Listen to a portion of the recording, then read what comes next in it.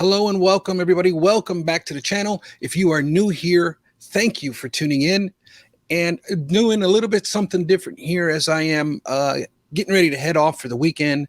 Me and my wife are going to be celebrating 23 years of marriage this weekend. So because of that, I'm recording this on a Thursday, and just but a few hours ago, earlier today, Fanatics released some news about them doing this, what they call Fanatics events, starting in 2024. And they're going to be kind of like this Comic-Con type feel, I guess is the comparison. And so excited about that. I was not at first, for me, again, I go back to that analogy of, what hat am I wearing? So typically, when I sense danger, I'm vigilant, right? I'm vigilant. So I'm always on the lookout. And then when I sense kind of like, hey, what's going on here? Because my instinct kicked in as far as what is this going to do to the national? And is this something that long-term can affect the national? And the national has been going, this is the 43rd year.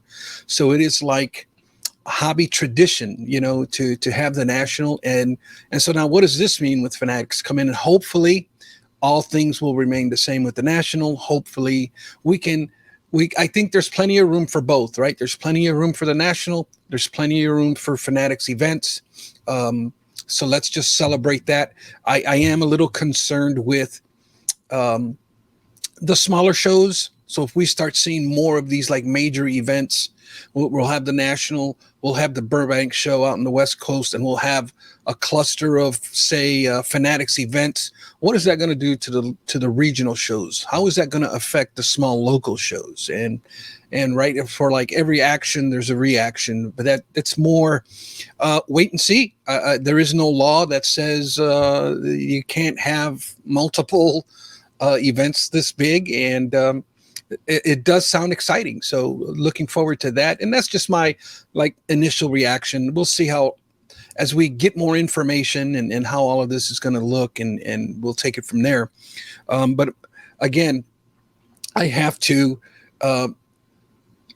remember that everything evolves, right? And I know I'm kind of an older guy, so when older guys get thrown something as drastic as this, right, we kind of have a tendency to kind of like freak out a little bit. But I've had to force myself and understand that, hey, everything evolves, everything changes, just relax. And so looking forward to that.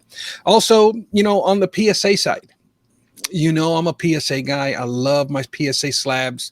I love my set registries.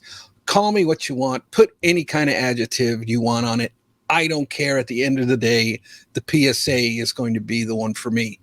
But I'm hearing rumblings within the hobby, at least within the content creators anyways. There's an assumption out there, a speculation that PSA is falling behind due to perhaps their June special. And so that kind of triggered a thought for me. And it's one that I spoke about last week. And that is, if these situations come up, these companies have to, and PSA, I guess I'm talking to you as much as I love you, right? But you got to get out in front of this thing. So this is the buzz that's happening. There's an assumption that you're falling behind. You need a PR person. You need to get out in front of this. You need to confirm or deny those allegations, and just talk to us. It's going to be okay if you talk to us. We're still going to love you. Look at how SGC has been in the forefront, right? They get out ahead of things. When there's screw ups, they get out ahead of it. And we've seen Peter over from SGC say, hey, we dropped the ball, but here's what we're going to do to fix it. Those types of things speak volumes. We've seen the same thing with CGC here in the last few weeks. They get out ahead of it, and they start answering the tough questions. Again, we're living in an era of social media. Transparency and accountability are demanded of you. There are governments that are being overthrown through the power of social media, and you got to step out in front of this thing. Also, about speaking about my last video, I wanted to, and my last video entailed, does the hobby need a hobby coalition? And I'll leave a link to it at the end of this one. But basically, the coalition, and I wanted to get that word right because I was saying the word coalition in my last video, a hobby coalition, and those are two completely different words. Coalition and coalition are two completely different words. As I was editing the video, I noticed that I was saying coalition, and I'm like, oh my goodness. What really sucks is that I said the word like 100 times, it felt like, and it was so embarrassing. But those are the kind of little quirks that happen to me because I grew up in a bilingual home. And so those are the little quirks that sometimes there's these words that I typically don't use all the time. Coalition, I can't tell you when the last time I used that word, but I got tripped up there, and hope you can laugh at me because I was laughing at myself. But other than that, I wanted to say about the video, and I was talking this thing through. I also created a podcast on this exact same topic, and I pretty much touched on the same things. I had more time to chew on things, so I kind of explained it differently. I probably explained it more clearly on my podcast. So if that topic interested you, that video interested you, and it's doing very well, the video, but I'll encourage you, go on over to my podcast. You can find the podcast on the platform of your choice and check out that last episode. As a matter of fact, I'll leave a link to that episode in the description down below. But yeah, check that out because I expound on the topic a little bit more, and I give even a little bit more insight on how I think this hobby coalition should look. With that said, I wanted to touch on a topic as I'm getting closer and closer to the national. We're probably about 12 days away from the national right now. So I'm starting to see my budget. I'm starting to see kind of like formulate a game plan. And I really, here's kind of where I'm at. I don't really want to bind myself to like a game plan. However, I do want to focus on my set registries. And the reason why is because I typically collect rookie cards of Hall of Famers, and I have multiple set registries within that category. But over the last few years, the way the prices have spiked on Hall of Fame rookie cards, I've kind of like really downshifted on my set registry cards. And being that prices are kind of stable now, I think I want to focus this year on my set registry. So I'll be working on that. And I don't have no specific game plan. Just one of the 7 set registries that I have open. If I see a card that fits, that's what I'll be looking at. I also am going to be picking up some stuff for dollar boxes, that kind of thing. But also something that's caught my attention years ago, and that is Hall of Fame autographed cards. And there's something that really I got inspired to in 2019, and then the boom came, and I was a little upset because I was at the 2021 National. I was wanting to get some Hall of Fame autographs, but the prices had spiked, and a lot of these players were charging an upcharge for signing their rookie card. And that just really left a bad taste on my mouth. I actually made videos on it back in my library. I know I talked about it on Hobby Hotline back then. I was just really, really upset how these players, are charging through the nose for them signing their rookie cards. But at the same time, I don't think it's really them. To me, it has to be their agent and deals that they struck up with their agent and TriStar.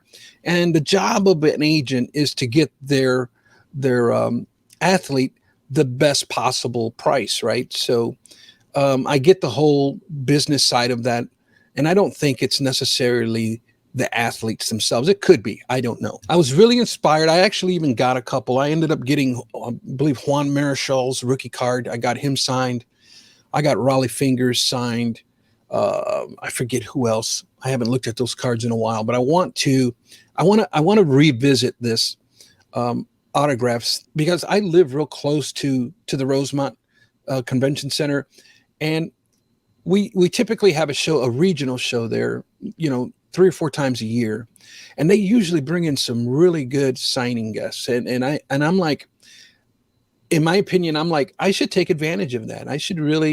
That should be a piece of my PC that I should really focus. And to me, I like it because we're, you know, we see these rookie cards, but we see so many of them, right? And that's how come I think they've lost some of their allure, because they sell almost on a daily basis, and there's just so many of them constantly listed.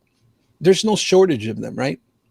However, if we can take like a 1984 Fleer update of Roger Clemens, or in his 1985 Tops, and how many times have we seen that card? But if we can get that card autographed, maybe even add a nice little inscription in there, to me, it just, man, it's that little touch that makes the card now extra special. And so that's how come I'm drawn to it. And so I started doing some homework on it for the National. I think I would like to get 1 or 2 cards maybe autographed of certain players, and I want to share that with you. We're gonna get into this. Let me share my screen here. Hold on 1 second. All right. So here, this was a little hard to find. Okay, we're going to be looking at the list of autograph signers, and it's actually, to find the pricing and those types of things, it's pretty hard to find. So you go to nsccshow.com and you click over here where it says autograph info up in the top here. You go to autograph info, and then you have to scroll down to where it says appearance dates for these guests can be found by clicking here. That's the key link, and that's going to bring you to this page. Here's some things that I wanted to show you here with Kareem Abdul-Jabbar. So for his ungraded rookie card, it says this: price will be determined on site at the signing table. Payment will be collected at that time. So you look at up here, and if they basically think, if their management team thinks that your card is going to grade between a 1 and a 4, there's a $700 upcharge. If they think your card is going to grade between a 5 and a 6, it's $1,000, $2,000 for a 7 or 8, and $5,000 if they think your card is going to be mint or better. Kind of shocking. Those are the kind of things that really discouraged me in the past about signing rookie cards of Hall of Famers. Now, you look at up here, we also have, the inscription is $65, and then we have the other pricing here. So my point here is that I basically, I wanted to focus on perhaps players that are, a little bit older. I don't know how much longer Kareem is going to be signing. He is, one of the GOATs of the game.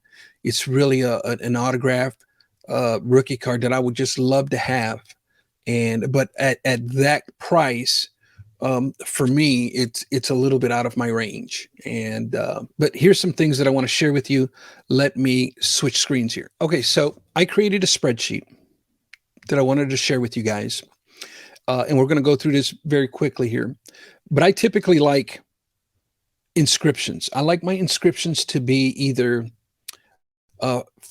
first and foremost, if I'm signing a rookie card, I want it to be rookie of the year, such and such, whatever year, if it's applicable, right? That's typically, I would love to have the rookie card of a certain player. And if they won rookie of the year, I would love that inscription primarily.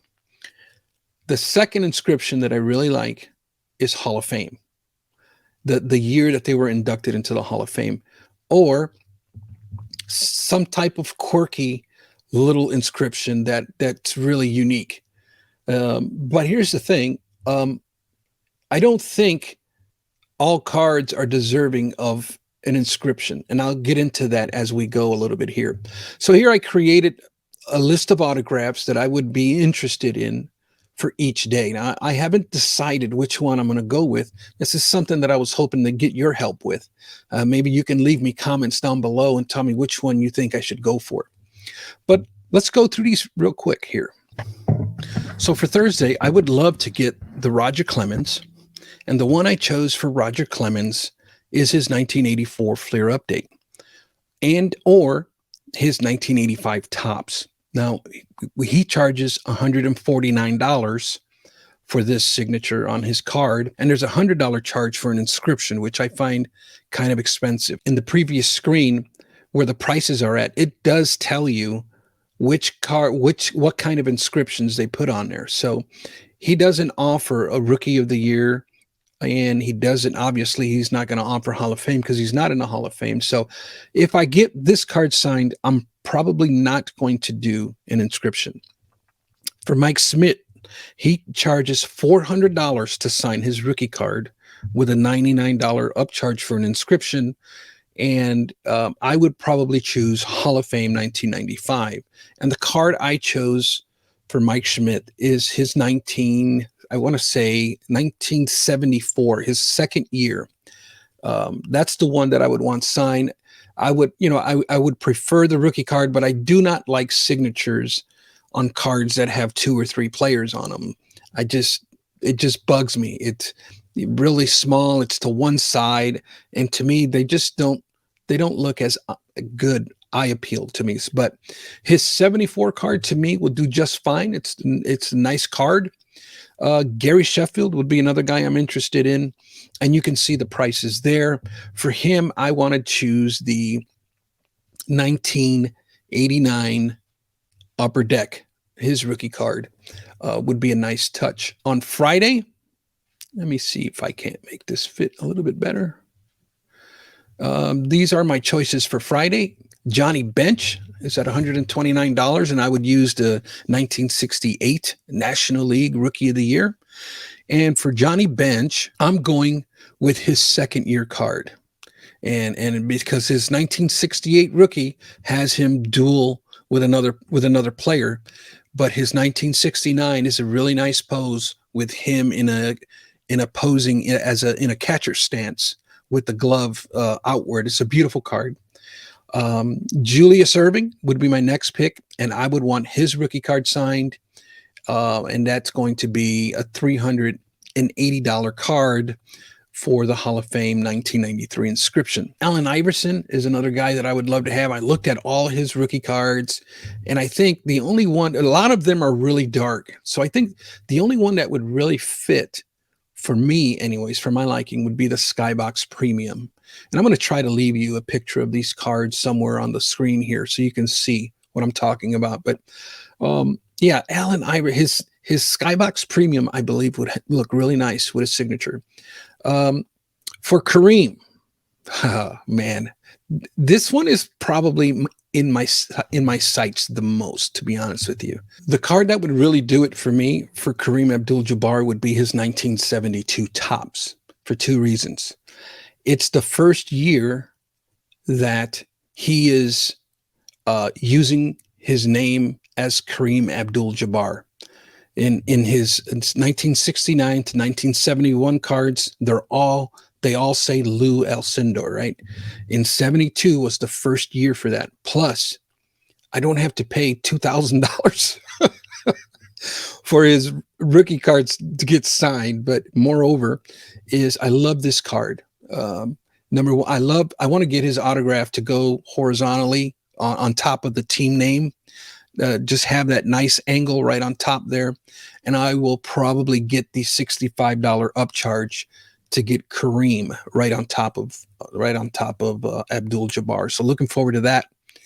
Emmitt Smith would be one that I would be interested in. I really enjoyed watching Emmitt as I was growing up. And again, a lot of this is just players that I've seen players that mean the most to me, players that are Hall of Famers, players that are probably not going to, they're up there in age, so I want to get them sooner rather than later.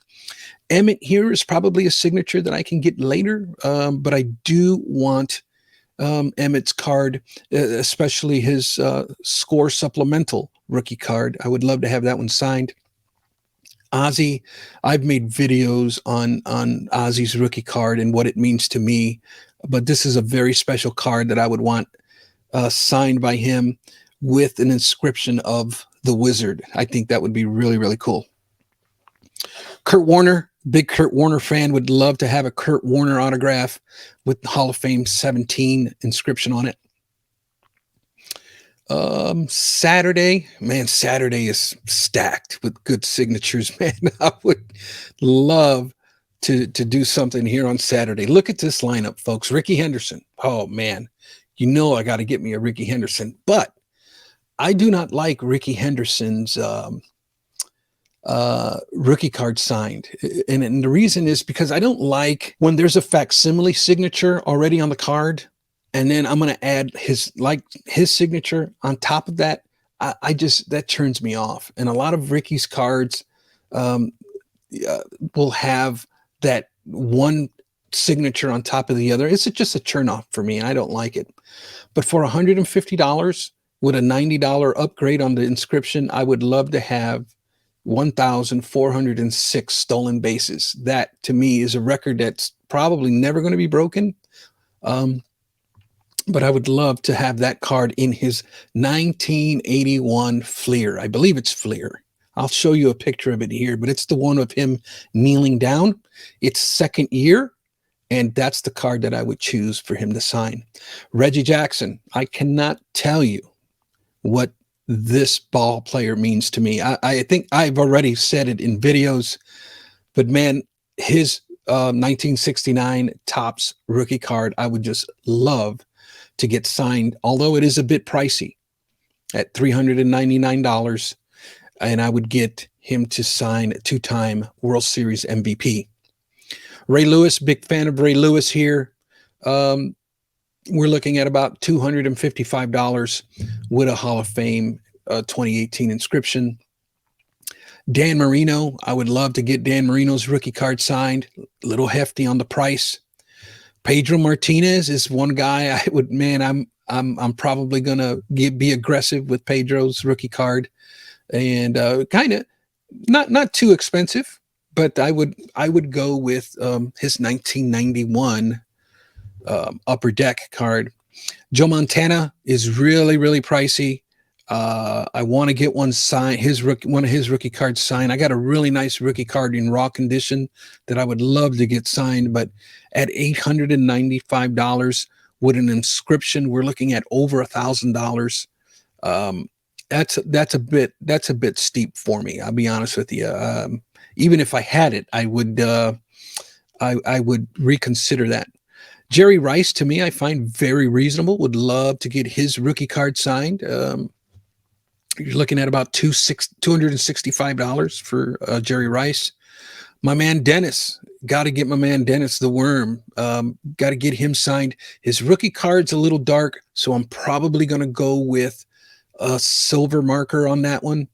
I'm not going to get an inscription because Dennis signs his name like really big, and it takes up probably 2/3 of the card. And I don't want to take up any more real estate with an inscription. I just want his signature in silver pen, and we'll move on.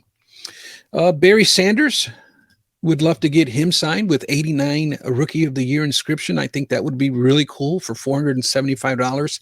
He does charge $200 to sign his 1989 score. I believe it's a little bit cheaper if you have something else signed. But yeah, there's an upcharge for the 89 score rookie. Lastly, with Frank Thomas, the Big Hurt. I'm a big fan of Frank.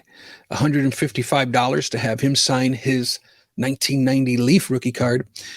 This one is it's on the roster, but it's not a big deal if I don't get it. Frank is, he comes to Chicago and signs frequently, so it would be not a big deal for me to get him perhaps in another show at the Sports Spectacular or something. So those are the cards that I'm wanting to get signed eventually. It's on the roster for the National. I want to get maybe one or two signed. I would love your help if you can in the comments down below. What's your recommendation? Which one you think I should go for? With that said, I think that's going to be it, guys. I appreciate you tuning in. And if you're going to the National, please don't hesitate to stop me. And doesn't matter what I'm doing, stop me. Let's meet. Let's shake hands. Let's give a bro hug, whatever it is that you get into. And hopefully I'm going to be dropping one more video before the National. I haven't decided what I'm going to do as far as content is concerned. But with that said, buenos nachos, muchachos.